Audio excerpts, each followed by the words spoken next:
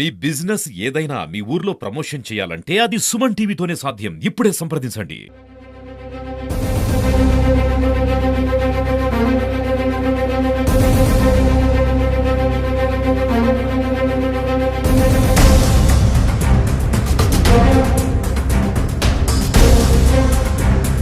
ఇప్పుడు పొంగునూరులో చంద్రబాబు నాయుడు గారు అప్పుడు ప్రతిపక్ష నేతలు ఉన్నప్పుడు పర్యటించారు. భారీగా రాళ్లదాడి జరిగింది, పలు వాహనాలు ధ్వంసమైపోయాయి. సయ్యద్ సోహెల్ గారు ఎన్ని వాహనాలు ధ్వంసం చేశారు, ఎంతమంది పోలీసులు కొట్టారండి? సార్ ఇది ప్రతి ఒక్కటి రాష్ట్రం అంతా చూసిందా? దీనికి ప్రత్యక్షంగా మీడియానే సాక్షులు.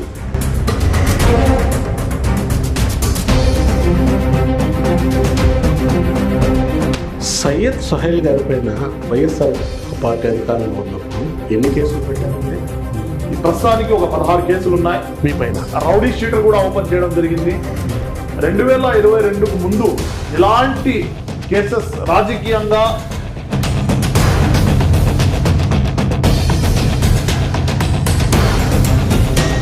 స్వచ్ఛంద సేవా సంస్థ ముసుగులో సయ్యద్ సోహెల్ గారు బెంగళూరు, పొంగునూరులో స్వచ్ఛంద సేవా సంస్థలు పెట్టి ఆ ముసుగులో కోర్టు దండుకున్నారన్న ప్రచారం ఉంది. నిజమంటారు చెప్పండి. Sir, first of all knowledge ఉన్న వాళ్ళకైతే ఈ విషయాలు అర్థమవుతాయి. నేను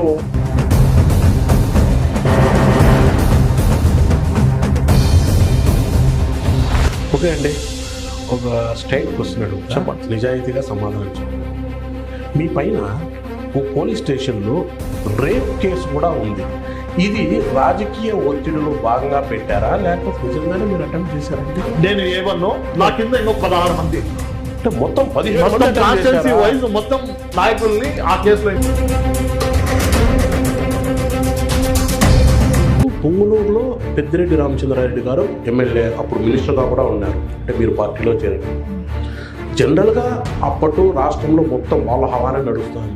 అంటే ఏ ధైర్యంతో వాళ్ళని విభేదించి తెలుగుదేశం పార్టీలో చేరాలని, ఏ ధైర్యం మీకే? సార్, మేము ఆ రోజు వాళ్ళ అధికారంలో ఉన్నారు, వాళ్ళ అధికారం చూసినాం.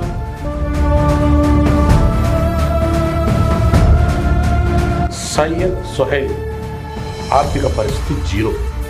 కానీ తెలుగుదేశం పార్టీ అధికారంలోకి వచ్చిన ఈ 6 నెలల్లోనే సయ్యద్ సోహెల్ బాషా గారు కోట్లు సంపాదించారు.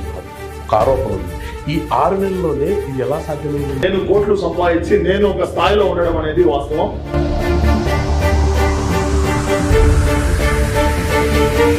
తెలుగుదేశం పార్టీ అధికారంలోకి వచ్చిన తర్వాత సయ్యద్ సోహెల్ బాషా గారు పొంగునూరు నియోజకవర్గంలో భారీ ఎత్తున లాబింగ్ చేస్తూ వచ్చిన మొత్తంలో మీ ఇన్ఛార్జ్కు నెల 10 లక్షల కప్పం కడుతున్నారన్న ఆరోపణ కూడా ఉంది. ఇందులో వాస్తవం ఏంటంటారు? అంటే రాజకీయాల్లో ఒకరిపైన బురద చెల్లడం, ఒకరిపైన తప్పుడు ప్రచారాలు చేయడం,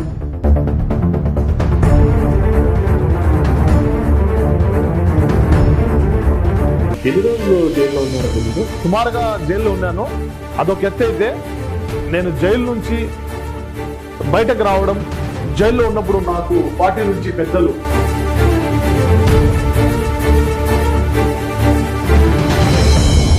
మన రాజంపేట పార్లమెంటు సభ్యులు పెద్దిరెడ్డి మిథున్ రెడ్డి గారి పైన మీరు ఫిర్యాదు చేశారంట. సార్, నేను ఎఫ్ఐఆర్ చేయడం అనేది వాస్తవం. ఆ రోజు నా పార్టీకి కానివ్వండి,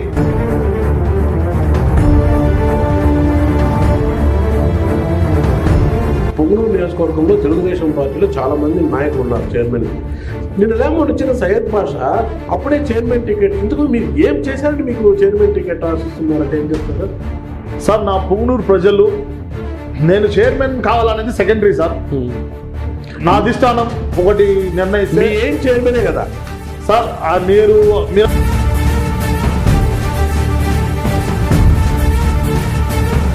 వారు నియోజకవర్గానికి వస్తే తెలుగుదేశం పార్టీ నాయకులు అడ్డుకోవడం ఎంతవరకు సంబంధించుకుంటారు? సార్, గతంలో ఎలాంటి సంఘటనలు జరిగినాయో మీకు తెలుసు, రాష్ట్రం మొత్తం చూసి.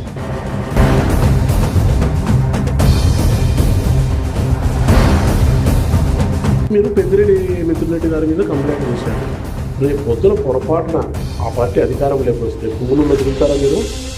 నేను పొంగూరులోనూ తిరుగుతా, రాష్ట్రంలోనూ తిరుగుతా, నా జిల్లాలోనే ఉంటా సార్. నేను ఫస్ట్